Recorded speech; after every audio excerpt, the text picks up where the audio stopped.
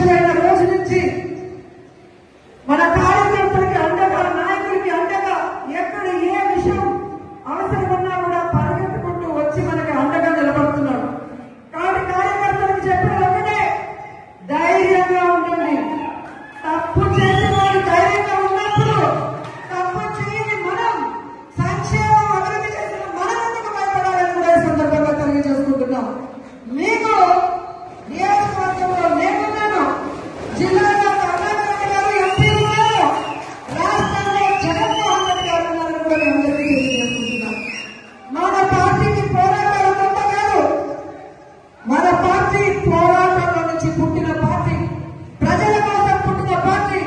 ఈ రాష్ట్రాన్ని అభివృద్ధి చేయాలి అని ఏ కలవైతే వైఎస్ఆర్ గారు కన్నారో వాటన్నింటినీ కూడా 60-70 సంవత్సరాలు ఈ ప్రజలకు అందుబాటులోకి రావాలి అని పార్టీ పెట్టి మీకోసమే ముందుకు నడిచిన జగనన్న పార్టీ, ప్రజల పార్టీ, మన పార్టీ.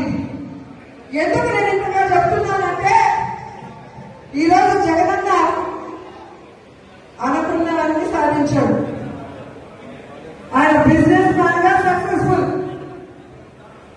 ఆయన ఫ్యామిలీ మ్యాన్ గా సక్సెస్ఫుల్, ఆయన సీఎం గా సక్సెస్ఫుల్. ఇంకేమవసరం ఉంది?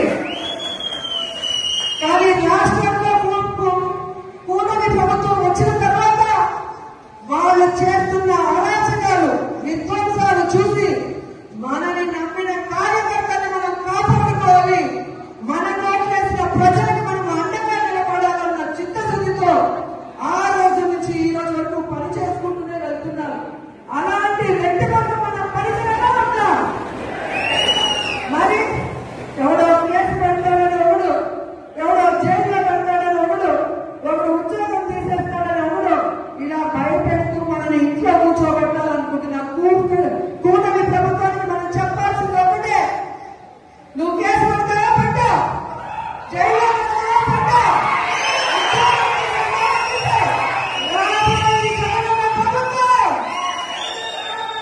కేసులు పెట్టడానికి, విధ్వంసాలు సృష్టించడానికి వడ్డీతో సహా ఇచ్చేస్తాం.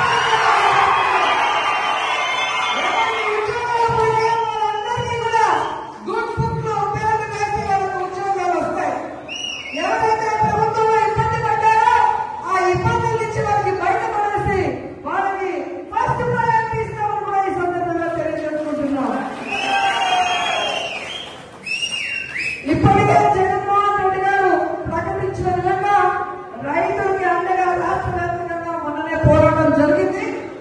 రేపు ఈ విద్యుత్ బిల్లుల పెంపు మీద రాష్ట్ర వ్యాప్తంగా నియోజకాల వారీగా ఉద్యమం జరుగుతుంది. అందరూ కూడా వచ్చి ఆ ఉద్యమంలో పాల్గొనాలని కూడా ఈ సందర్భంగా తెలియజేసుకుంటున్నారు. అలాగే జనవరి 3వ తేదీ విద్యార్థుల కోసం ఫీజు రింబర్స్మెంట్ కోసం జగనన్న పిలుపునిచ్చాడు.